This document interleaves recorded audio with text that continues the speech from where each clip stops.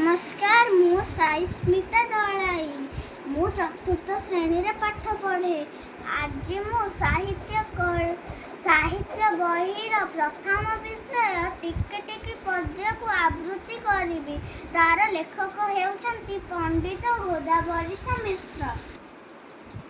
टिकी टिकी टोपा पानी रे गड़ा होइछि सिंधु दिसु नाही सीना की तार संख्या बिंदु टिकी टिकी धूली कणिका मिसी होइछि धरा पहाड़ पड़िया नगर सबु धूली रे गड़ा गोटी गोटी केते गछरे परा तियारी बन एते लोक हित साधुछि एते बांटुछि धन टिकी टिकी कोटी तारका फुटी गगने नीति रातिर अंधार विनाशी तोफा करती क्षिति लबे लबे दया हृदय देई पारे जे नर से का बोलाए जगते दयामयांक चर पदु पद कथा मधुर जेउ भाषाई मुखे